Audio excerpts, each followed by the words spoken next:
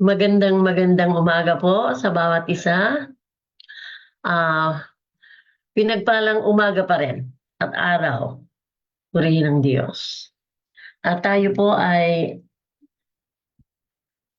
magbubulay-bulay sa mga salita ng Diyos dito sa Genesis 27:1 hanggang 46. Manalangin po muna tayo bago natin basahin ang salita ng Diyos. Aming Ama at aming Diyos, salamat po sa umagang ito. Salamat po sa magdamag na ang bawat isa po ay iningatan mo po sa kanilang pagtulog. Ama, purihin ka po at ngayong umaga ay hinihingi ko po ang iyong patnubay sa pagbubulay-bulay sa mga talatang ito ng ngayong mga salita. Salamat po. Buksan mo po ang mga pakinig ng mga manonood at buksan mo rin ang kanilang puso at naway matutunan namin kung ano ang aral na itinuturo mo sa amin sa pagbubulay-bulay namin ng iyong mga salita ngayong umaga. Salamat po, Ama, sa pangalan po ng aming Panginoong Hesus. Amen po.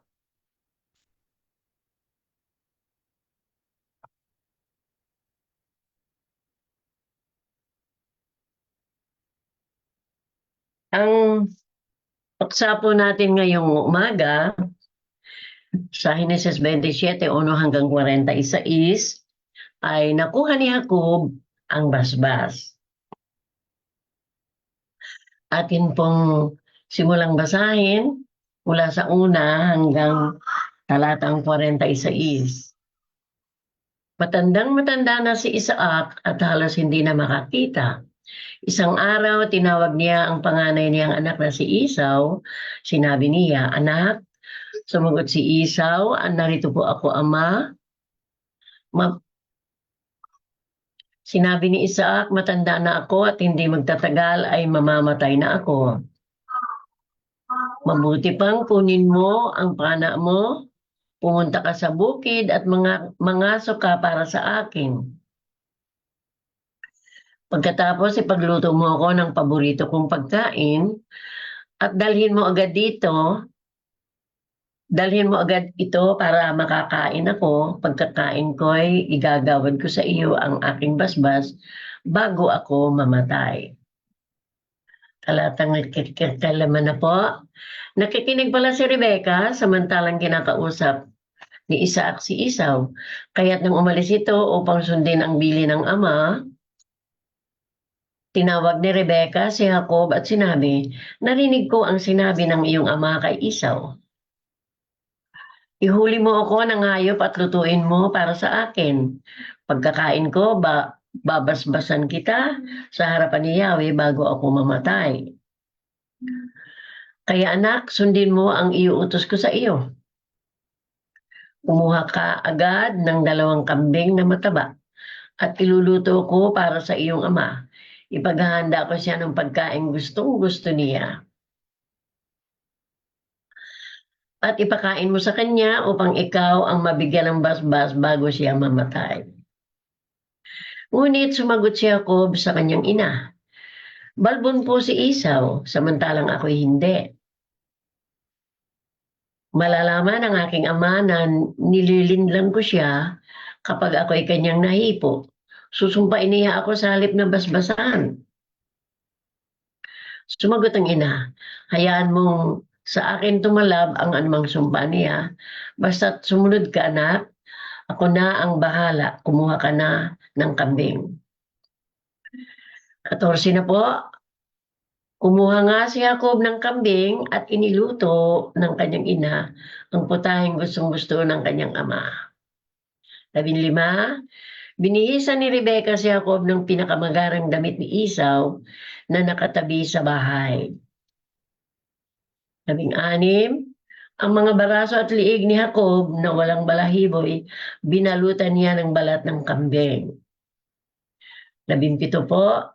Pagkatapos ipinadala sa anak ang putahe na may kasama pang tinapay na niluto rin niya. 18 na po. Lumapit si Jacob kay Isaac, "Ama," sabi niya. "Sino ka ba?" tanong nito. "19 po, ako po si Esau," sagot ni Jacob. "Nagawa ko na po ang inyong iniutos sa akin. Narito na po ang gusto ninyong pagkain. Bumangon na kayo at kainin na ninyo ito nang ako'y mabasbasan na ninyo pagkatapos." "20, napakadali mo naman yatang nakahuli," tanong ni Isaac. "Tinulungan po ako ni Yahweh na inyong Diyos." At sagot ni Jacob, 21, nagtanong muli si Isaac, "Ikaw ba talaga si Esau? Lumapit ka nga rito nang matiyak ko kung ikaw nga." Lumapit naman si Jacob at siya'y hinawakan ng ama. Kay Jacob ang tinig, ngunit ang bisig ay parang si Esau, wika ni Isaac.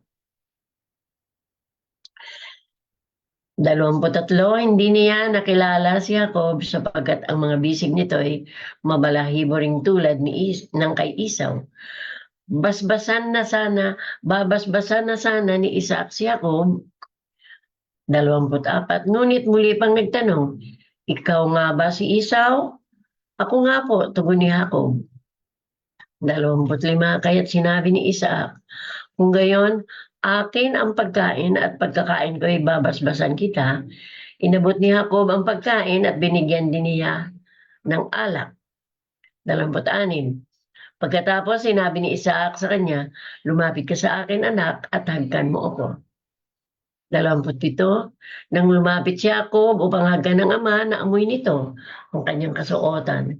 Kaya't siya'y binasbasan, "Ang masamyong halimuyak ng anak ko, ang katulad ay samyo ng kabukirang si Yahweh ang nagbasbas." 28, bigyan ka nawa ng Diyos ng hamog buhat sa itaas, upang tumaba ang lupa mo at ikaw na may makaranas ng saganang pag-aani at katas ng ubas. 29, hayaan ang mga bansay gumalang at paalipin. Bilang pinuno, ikaw ay kilalanin. Igagalang ka ng mga kapatid mo, mga anak ng iyong ina ay yuyukod sa iyo. Sila naway sumumpa sa iyo. Sila nawang sumusumpa sa iyo ay sumpain din, ngunit ang nagpapala sa iyo ay pagpapalain.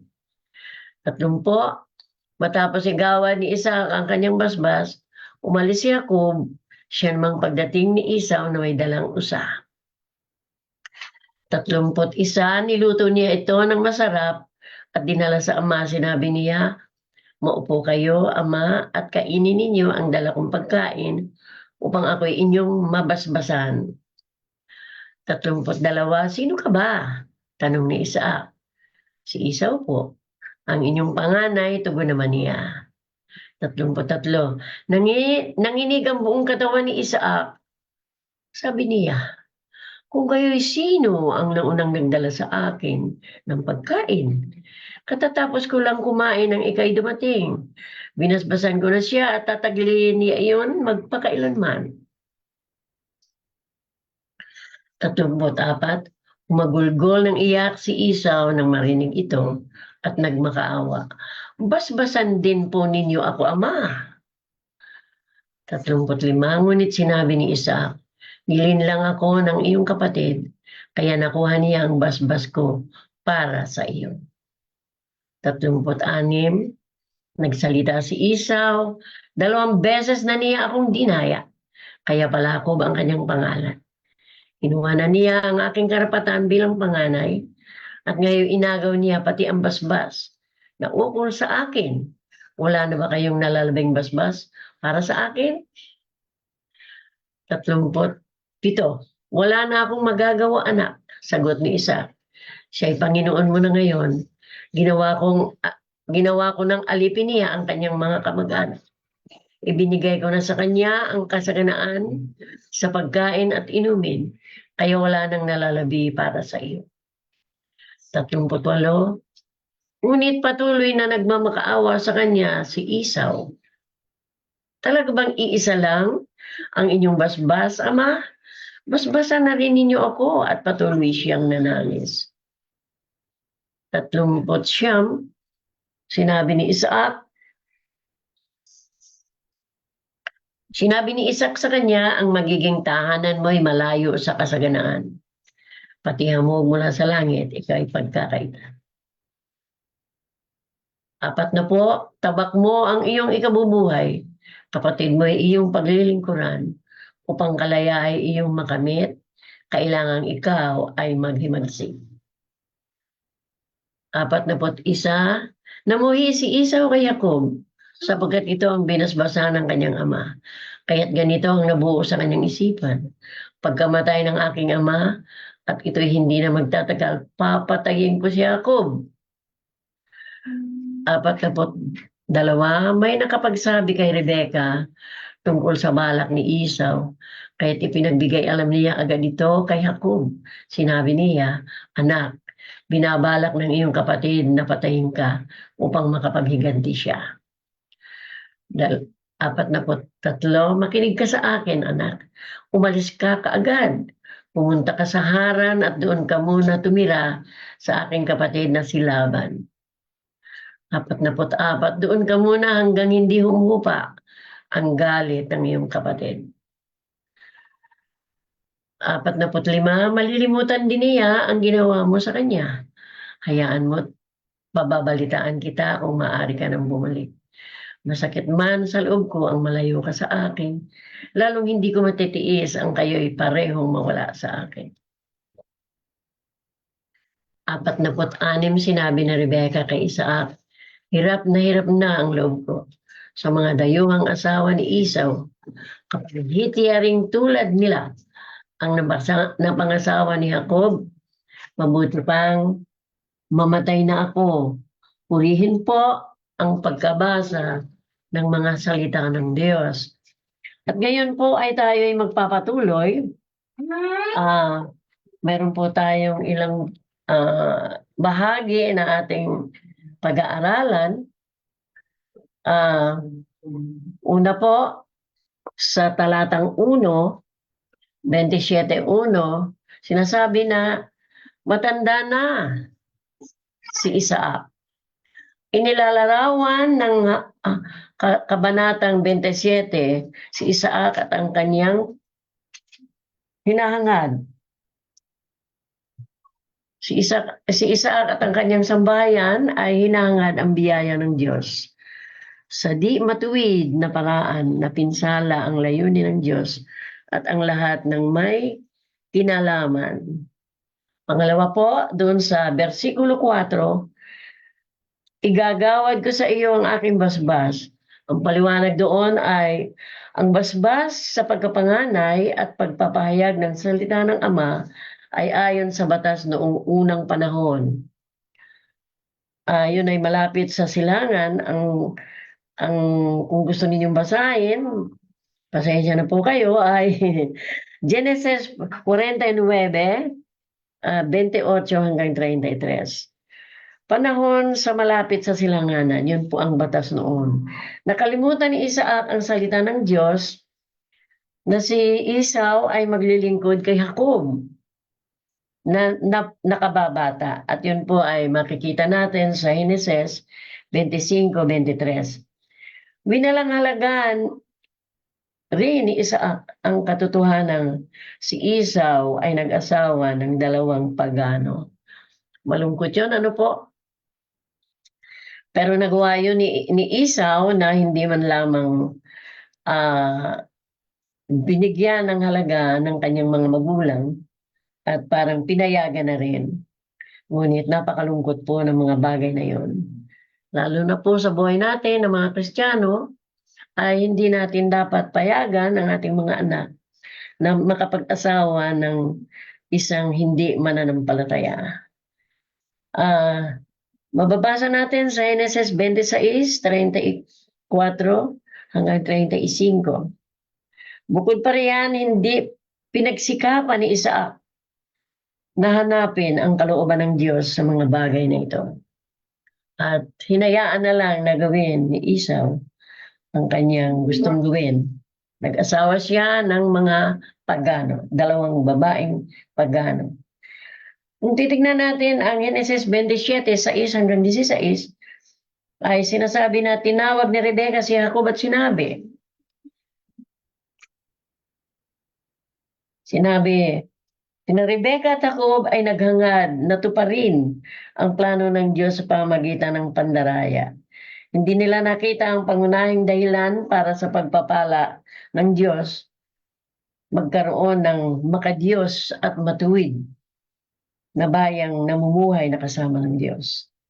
Maging sa ating panahon ngayon, yun ang layunin ng Diyos. Na tayong mga magulang ay patuloy na manampalataya at sumunod ayon sa kalooban ng Diyos sa buhay natin. At hindi lamang tayo, kundi kailangang ipakilala natin sa ating mga anak ang mga bagay na ito. Ang matutong mamuhay kasama ng Diyos sa pananampalataya at pagsunod. At kapag tayo po ay nagkamali na malimutan natin ito, naroon na po ang kapahamakan ng ating mga anak. Sabi po, labis na nagdusa si Rebecca dahil sa kanyang binalak na panlilinlang, sapagkat si Jacob ay kinailangang tumakas at hindi na niya muling nakita ang kanyang anak. Malungkot ano po. Ngunit nagawa na nila, nagkaisa sila ni Jacob na gawin ang mga bagay na yun. At yun ay makikita natin sa talatang 27:43. At kung titingnan natin ang Genesis 28:5. At sabi dito sa 27:19 ng Genesis ay sumagot si Job sa sinabi ng kanyang ina na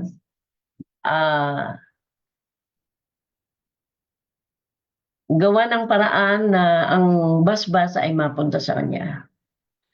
Ang sagot ni Jacob, kung si Jacob lamang ay nagtiwala sa Diyos at pinagkatiwala ang kanyang pamamaraan sa Panginoon, maaaring nakamtan niya ang basbas sa panahong itinakda ng Diyos. Meron po akong isisingit na maliit na patotoo na 1986 ay umuwi na sa Panginoon si Brother Cruzem at humingi ako ng sariling bahay sa Panginoon. At ang una pong nagbigay sa akin ng bahay ay ang aking anak na pastor, isa sa mga pastor na anak ko. At kasi 2 ulit kaming nagkaroon ng bahay noong siya ay nabubuhay pa, ngunit ang lahat ng iyon ay kanyang ipinagbili. Nung bigyan naman ako ng aking anak ng isang bahay, ay napabayaan iyon nung ako'y pumunta sa Amerika. Napabayaan ang pinag-iwanan ko. Pero sa puso ko ay hindi nawala yung kahilingan ng Panginoon. Bigyan mo ako ng sariling bahay. Ang iniisip ko kasi, may mga pamilya na ang aking mga anak, sila po ay 7. O, ano po? Hindi po. 8 po. Sila po ay 8. At may mga pamilya na, ang iniisip ko, kapag meron akong sariling bahay, hindi ako makikitira sa kanila, ay dadalawin na lang nila ako. Sa bagay, ang aking mga anak po ay mga Kristiyanong lahat. At welcome na welcome po ako sa kanilang mga bahay. Pero, ganun po pala ang nagkakaedad. Kapag siya ay nag-iisa na lang, gaya ko, wala na si Brother Cruzem, ay gusto niyang nag-iisa na lang siya. Siyempre po, kung titira ako sa mga anak ko ay may sarili na silang buhay, ay parang mahirap. Bagamat ako'y welcome na welcome. Ngayon, ang kahilingan na magkaroon ng sariling bahay ay hindi nawala sa puso ko. Taong 2022 ay lumipat ako kasama ng aking anak na nagbigay ng bahay. Si Lily po. Ay niregaluhan ako ng bahay 2023 at yun ay regalo niya sa akin nung kaarawan ko. Ang malungkot nga po, magkasama kaming lumipat dito sa bahay na tinitiran ko ngayon Pero umuwi na po siya sa Panginoon. Nitong taong ito, 2024, buwan po ng Hulyo 21. Kaya nga po, kapag tayo po ay may hinihingi sa Diyos at hindi po tayo nainip, tayo po ay nagtiyaga na maghintay sa Kanya, ay ang katugunan po ay matagal din, 1986, 2022, ay nagkaroon ako ng sariling bahay. Purihin po ang Panginoon. Bagamat si Lily ay umuwi sa Panginoon, siniguro niya na meron akong sariling bahay. At purihin ang Diyos. Kung titingnan natin ang Genesis 27:19 hanggang 20, nakamtan niya ang nais pero malaki ang naging kabayaran. Naisip ko rin ang sarili ko. Binigyan ako ng sariling bahay ngayon, na sarili ko. Maganda po, bagamat maliit na bahay, ay yung aking anak na nagbigay ay umuwi na sa Panginoon. Pero alam ko namang masaya na siya doon, hindi na siya magkakasakit. At kung tayo'y nananalangin sa ating mga mahal sa buhay na pagalingin kapag may sakit, ang Diyos ay hindi nakakalimot na sumagot ng ating mga panalangin. Sinagot niya ang prayer ko, prayer ng lahat, dahil maraming nagmamahal sa Kanya, ay talagang sa piling ng Panginoon ay hindi na siya magkakasakit. Purihin ang Panginoon. At opo, nakamtan ni Jacob ang pinagmitian nilang mag-ina ni Rebecca na makuha ang basbas. Pero umani din siya ng mismo ng panlilinlang na pakikitungo. Kung titingnan natin ang Genesis 29:20 hanggang 25, at doon sa Genesis 31 talatang 7 at 37, 32, 36, at namuhay ng ilang taon bilang ipinatapon. Bakit po ipinatapon? Kasi hindi siya maaaring umuwi sa kanilang sariling lugar o bahay, kasi habang buhay po si Esau na nagbabanta na siya ay patayin. Sa buhay niya, siya ay nagkaroon ng sunod-sunod na kamalasan hanggang sa sinabi niya, ang sabi niya doon sa Genesis 47 talatang 9, maikli at mahirap ang aking naging buhay dito sa lupa. Yun ay isinagot niya sa kay Haring Paraon. At hindi lamang kalungkutan na malayo siya sa kanyang sariling pamilya, kundi nakaranas siya ng panlilinlang din sa panahon ng kanyang pakikisama doon sa kanyang tiyuhin na si Laban. At kung titingnan natin ang Genesis 31:41, sa buhay niya, siya ay nagkaroon ng sunod-sunod na kamalasan hanggang sa sinabi nga niya, maikli at mahirap ang naging buhay niya dito sa lupa. Sabi niya, noong naging napakalungkot na bahagi ng buhay ni Jacob, nung siya ay dayain ng kanyang mga anak, na nagkaisa na siya ay dayain, linlangin na si Jose, na kanyang minamahal na anak ni Raquel, na kapatid ni Benjamin, ay ang dinala na lang ng kanyang mga anak na lalaki ay ang damit ni Jose na duguan. At sinabi ng mga ito na marahil ang kanyang anak na minamahal na si Jose ay nilapa ng mababangis na hayop. Kaya sinabi niya na ang tanong ni Haring Paraon nung sila ay magkita na ni Jose ay, ako po ay 130 taon na, maikli at mahirap ang aking naging buhay dito sa lupa. Malayong malayo sa naging buhay ng aking mga ninuno.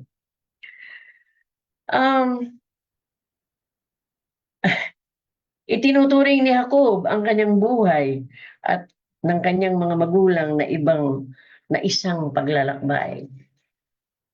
At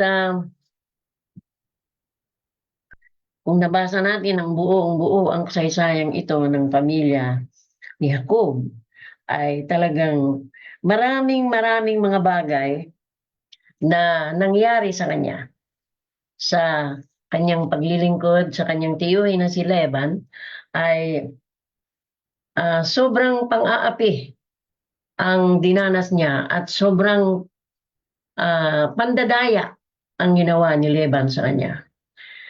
Yun po ay makikita natin sa Genesis 27:19 at naalala ko tuloy ang nakasulat sa Galatia 6:7. Kung ano ang inihasik ng tao, yun din ang kanyang aanihin. Sa Genesis 29:20-25. Umani din siya mismo ng panlilinlang na pakikitungo. Sa Genesis 31:7, sabi niya, ang reklamo niya kay Raquel at kay Leah na unang-una ay nilinlang siya ni Laban na tiyuhin niya na si Raquel ang kanyang minamahal at gustong pakasalan pero ibinigay sa kanya si Leah.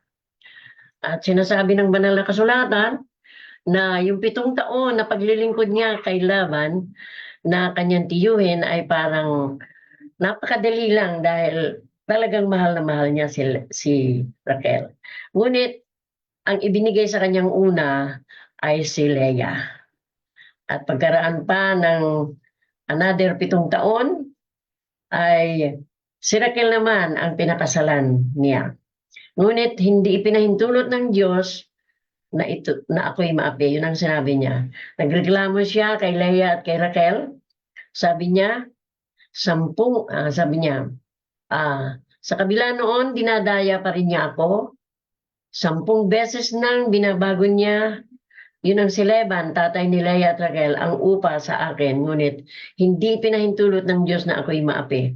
Kung titingnan natin ang Genesis 37:32-36 ay nakita natin doon na matanda na si Jacob. Yung sinimulan niyang pandaraya sa kanyang sariling ama, narito ang anak naman niya na mga lalaki ang nandaya sa kanya at sinabi nga na si Jose na kinaiinggitan nila ng kanyang mga kapatid. Dahil si Jose po ay pinagpala ng Diyos ng maraming panaginip, ng mga panaginip na pagkatapos na si Jose ay ipagbili nila sa Ehipto, ay nangyari yon na sila ay laging yumuyukod kay Jose at kumilala. At sinabi pa na nagkaisa ang kanyang mga anak na kunwari si Jose ay nilaban ng mabangis na hayop pero si Jose ay ipinagbili nila at dinala sa Ehipto. Kaya noong magkita sila ni Jose na naging pangalawang kapangyarihan ng Haring Paraon sa Ehipto ay pinakilala ni Jose ang kanyang ama kay Haring Paraon. Kaya ang sabi ng Haring Paraon, ilang taon na kayo? At ang kanyang sagot ay 130 taon na ako at naging napakahirap ang aking buhay dito sa lupa. Maikli at mahirap ang aking buhay dito sa lupa. Malayong malayo sa naging buhay ng aking mga ninuno. Ngayon, ang kabuuan po ng ng Genesis kabanatang 27 ay isang mabuting halimbawa ng kahinatnan ng hindi pagtatapat o panlilinlang. At ang kahalagahan ng katapatan, ito ay isang halimbawa na nagtuturo sa atin ng mga aral tungkol sa pamilya, tungkol sa pagmamahal, at paghahanap ng tunay na basbas. Dapat nating hanapin ang tunay na basbas ay sa Panginoon Diyos. Mahalaga po na Alam natin ang salita ng Diyos dahil iyon po ang sabi ng mga awit 119, 105, ang salita mo ay isang tanglaw sa akin at patnubay, liwanag na tumatanglaw sa landas kong daraanan. Totoo po yan, ang salita po ng Diyos. Kung wala po sa atin, ay tayo ay mamumuhay na lamang ng sariling kaisipan, sariling mga desisyon, at mga maling pagpili. Kaya nga po, makakatulong po sa atin ang salita ng Diyos upang maiwasan natin ang kalungkutan at sakuna dalan ng sariling pagpili. At yun po ay naranasan ko bilang kabataan pa noon, 17 anyos. Kailangan kong mamili, kailangan kong magdesisyon. At mas pinili ko yung habag na mali. Pag tayo po ay nagdesisyon at tayo ay naawa o nahabag, kailangan isipin muna natin, ano ang magiging resulta ng pagpili kong ito, ng desisyon kong ito. At alam niyo po, nagdanas ako ng 23 taon ng mahirap na buhay. Una ay 5 taon akong nagkasakit. At natutuhan ko yun na ang maling pagpili ay may kahihinatnan na hindi mabuting kalalagayan o mga maling pagpili ng tao. 5 taon akong nagkasakit. At salamat sa Diyos na yung aking isang kapatid na matanda sa akin ay nakakilala sa Panginoon. At nung sinabi ng mga doktor na ako'y mamamatay, ang unang pinagsabihan ay ang aking panganay na si Virgilio ay na mamamatay ako, ay sinabi niya sa akin na napakaliliit pa ng mga anak mo para mamatay. At kapag iniwan mo sila, paano na ang magiging kalalagayan nila? Sinabi sa akin ng kuya ko na kung ikaw ay magsisisi, kaganda ano po, kung ikaw ay magsisisi at manunumbalik sa Diyos at iiwanan mo ang buhay makasalanan, ay pagagalingin ka niya. Ako po noon ay hindi basta naniniwala dahil ako po ay saradong Katoliko at ang aking niluluhuran gaya ng aking ina ay si Virgin Mary. Sabi ko sa kuya ko, Kuya, yung mga magagaling na doktor sa hospital, hindi ako kayang pagalingin. Yung pag sinasabi mo, magsisi lang ako at manalangin, ipapanalangin ako. Tigilan mo ako, sabi ko sa kuya ko. Ayokong lumipat sa ibang relihiyon. Iisip ko kasi, ang pananampalatayang Kristiyano ay relihiyon. Pero sabi ng kuya ko, walang relihiyon sa langit. Sabi niya, ang nasa langit ay mga nahugasan ng dugo ni Jesus. At hindi napakos sa krus ang relihiyon. Kaya sabi niya, magsisi ka lang, manampalataya ka, at magbalik loob sa Diyos at magbagong buhay. Yun tatlong bagay sinabi ng kuya ko. Magsisi, manampalataya, tanggapin si Jesus bilang Panginoon tagapagligtas at magbagong buhay. Kaya nga po, eto ako ngayon, 1963 pa po yun, eto ako ngayon, buhay na buhay. Nakakilala kay Jesus bilang Panginoon tagapagligtas at hindi ko po pinagsisihan yung aking pangako sa kanya na sabi ko, hindi kita kilala. Ang kilala ko si Virgin Mary. Kapag pinagaling mo ako, paglilingkuran kita. Ginawa ko po yun. Nung makakilala ako sa Panginoon, naramdaman kong gumaling ako, lumakas ako, kasi 5 taon lang po akong nakahiga nasa bahay. Ay walang taong makakasalubong ko sa daan na hindi ko sasabihin ng Panginoon.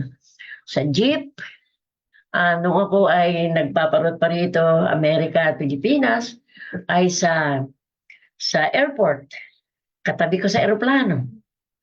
Hindi po ako tumigil hanggang ngayon. 88 na po ako. Hindi po ako tumitigil.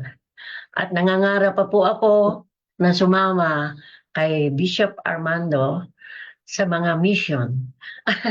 Natuwa naman ako doon sa aking anak na sabi niya, "Upo, Nay, isasama kita sa mission." At purihin ng Diyos sa mga sagot na iyon ng aking anak.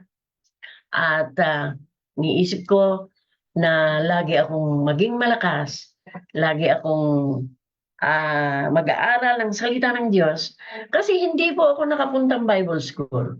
Ang aming pastor, si Pastor Villa, ay dinala ang Bible school sa simbahan, pero siguro 5 buwan lang o 6 na buwan akong nakapakinig sa kanya. At huminto na ako dahil maliliit pa mga anak ko noon at ako po ay kinakailangang tumigil ng bahay. Pero hindi po ako tumigil. Nagbasa ako ng ibang libro at talagang yung mga preaching ng mga pastor ay aking tinatandaan. Purihin ng Diyos at ngayon nga po ay may iiwan ako sa inyo na salita. Sabi doon sa awit 119, 105 ay sabi doon ay salita mo'y isang tanglaw na sa akin ay patnubay, liwanag at tumatanglaw sa landas kong daraanan. Kaya nga po, salamat sa Panginoon na talaga pong pinatawad, pinagaling, kinahabagan, tinulungan, purihin ng Diyos. Ang lahat ng iyon ay nadaanan ko, naranasan ko sa pamumuhay sa Panginoon. Mula 1963 hanggang ngayon, purihin po ang Diyos. At biniyayaan ako ng Diyos ng 4 na pastor. At kailangan ko pang ipanalangin ng isa na medyo nanghina. Pero patuloy akong nananampalataya na ang isang iyon ay patuloy na magbabalik loob sa Panginoon. Dahil naalala ko si Lot. Si Lot ay pamangkin lamang ni Abraham, ngunit lubusang iniligtas. Hallelujah. At iyon po ang huling talata na iiwan ko sa inyo. Mga salita na ang pagpili ni Jacob ay naranasan niya ang sinasabi ng banal na kasulatan na anuman ang ihasik mo, aanihin mo. At sa buhay ko naman, nang manampalataya ako sa Panginoong Hesus, nagsisi at nagbagong buhay, ay pinagaling ako at patuloy na ginagamit at magpapagamit. Tayo po ay manalangin, purihin po ang Panginoon, aming Ama at aming Diyos. Alam ko po na marami akong pagkukulang sa aking ginagawang ito na pagsasalita patungkol sa iyo. Panginoon, punan mo sa puso ng tagapakinig. Punan mo sa puso ng aking mga tagapakinig ang iyong mga salita. Salamat po sa buhay nila at salamat po sa laging tulong ni Pastora Charis Lucian Matibag na matyagang gumagabay din. Purihin ang Panginoon. Salamat po. Purihin ng Diyos. Magkaroon nawa kayo ng napakagandang araw at maghapon kasama ang Panginoon. Sa pangalan po ni Jesus, amin po. At ako po ay patuloy na magpapasalamat sa mga nakinig. At purihin ang Panginoon, nagtiyaga. Salamat po sa inyong mga pagtitiyaga. Sabi po ay Ang aking mga anak, mga manugang at apo ay nakinig. Marami po sila. Ang aking mga apo ay 24, ang aking apo sa tuhod ay siyam, at meron na po akong apong pastor, si Pastora Charis po si Matibag, si Ezekiel Francisco, at si Bea Cruzem Amo. Mga pastor na po sila, mga apo. Ngayon, eto po ang mga dapat kong pasalamatan na matyagang nananalangin sa akin at nanonood. Lorna Cayas and family, Rosel Gischada and family, Teacher Bell and family, Lovely and family, Vilma Lim and family, Pastora Arlene Eaton and family. Pastora, salamat po sa panalangin. Jubilin Lim Yutela and family, Pastor Jerry Cruzem, salamat anak. Bishop Arman Cruzem, salamat anak. Si Deng, si Apo, si Caris, si Apo, si Vera, Pastora Dol, wow, nandito. Dinalaw ako ng pag-asawang Bel Cruzem at Pastora Dol. Juana Figallardo, Ronaldin Villanueva Gayas, Carme Cruz de Leon, Hazen Pangilinan, Mini Pangilinan, Julie Panaligan, nanay po ni Dean Cruzem. Wow! Ay, balae! Kumusta? Purihin ang Panginoon. Hallelujah. Prissy Tigmuan and family and Ticha